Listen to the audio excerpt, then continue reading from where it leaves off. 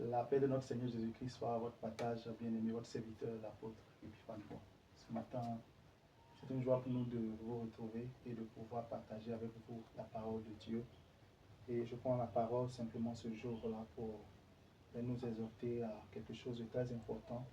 En tant qu'enfant de Dieu, notre expérience, c'est bel et bien le retour de notre Seigneur Jésus-Christ. Et ce matin, j'aimerais par cette lucane encore exhorter mes bien-aimés à encore s'intéresser au retour du Seigneur. Nous sommes aujourd'hui en train de courir après beaucoup de choses. Nous sommes en train de chercher après nous des réalisations.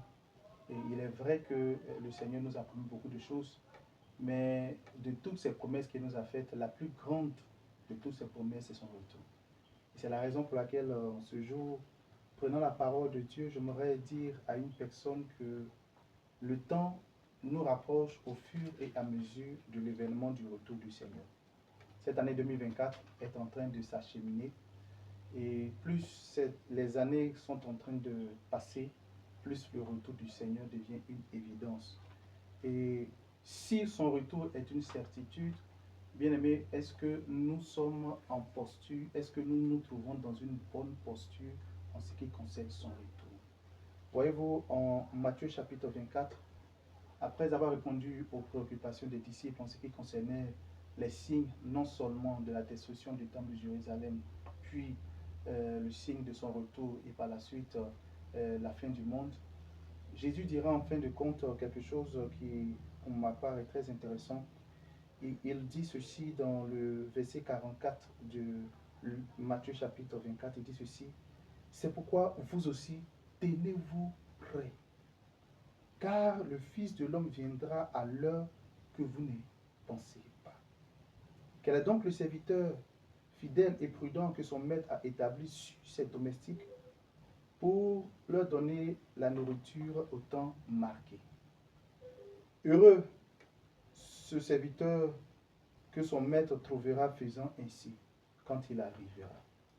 Je vous dis en vérité qu'il l'établira sur tous ses biens.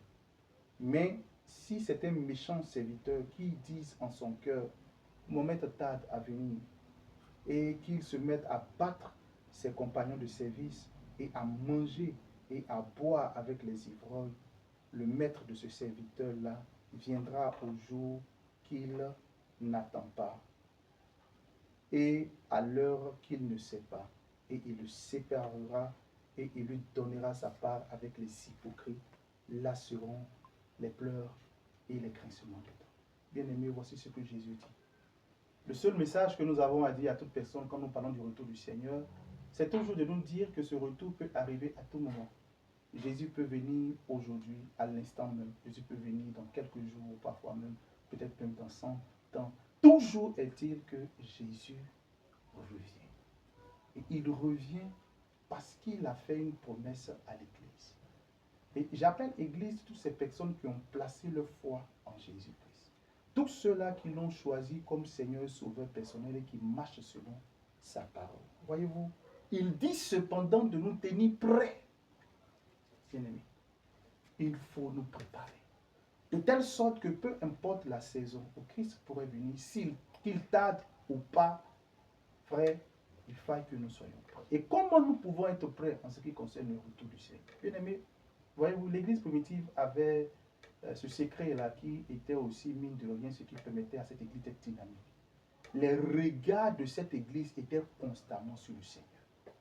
Cette Église espérait toujours en Jésus-Christ. Ils avaient vu Jésus monter. Et quand ils l'avaient vu monter, les anges sont venus leur dire, de la même manière que vous l'avez vu monter, de cette même manière qu'il reviendra. Et dans tout ce qu'il faisait, tout cela, il le faisait dans l'espérance de voir Jésus venir ou dans l'espérance de le rejoindre. Mes amis, on a commencé à déplacer les bornes. On a commencé à faire passer les choses essentielles pour des choses facultatives. On entend même des personnes qui rient du retour du Seigneur. Hier, c'était des païens qui en riaient. Mais aujourd'hui même, on entend parfois même parmi nous, serviteurs de Dieu, des personnes qui donnent des réflexions qui ont pour but de banaliser le retour du Seigneur. À cause de nos intérêts, nous sommes aujourd'hui à enseigner. Regardez aujourd'hui sur toute cette année 2024. Combien de temps avons-nous pris?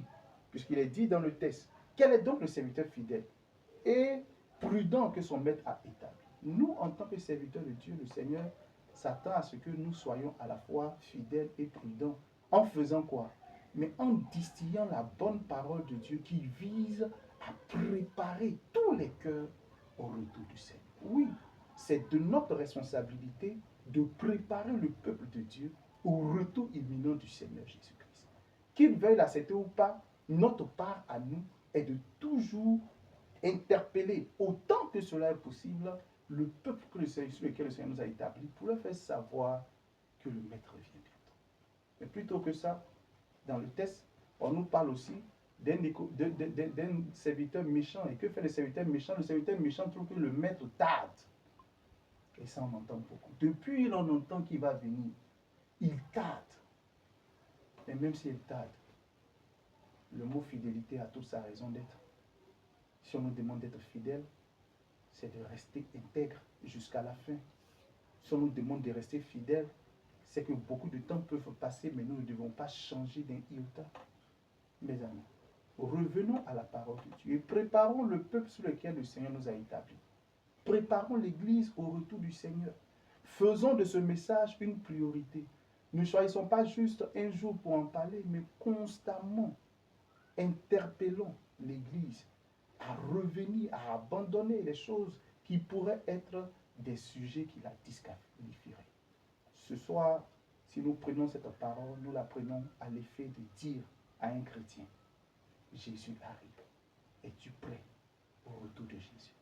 Parce que tous ceux qui ne seront pas prêts au retour du Seigneur, il n'y aura pas de seconde chance. Quand nous lisons le texte qui vient de nous dire, bien aimé, à son retour, il en sera de même qu'au du temps de Noé. Dès que l'Éternel a fermé la porte de l'arche, plus personne n'est rentré. Quand Christ viendra et que ces personnes qui auront marché comme il aura voulu seront pris, il n'y aura pas de seconde chance. Alors prépare-toi minutieusement. Dépouille-toi des choses, des séductions, des attraits de ce monde. Éloigne-toi des choses qui sont en train de mener la guerre à ton intimité avec Dieu. Cherche une relation, une communion véritable et non pas une communion artificielle. Bien-aimé, revenons de tout cœur au Seigneur et sondons nos cœurs afin de savoir ce à quoi Dieu nous a appelés. Il a dit en Matthieu chapitre 6, le verset 33, cherchez premièrement le royaume des cieux et sa justice, et toute chose vous sera accordée. Que Dieu vous bénisse. Jésus revient bientôt. Préparons-nous.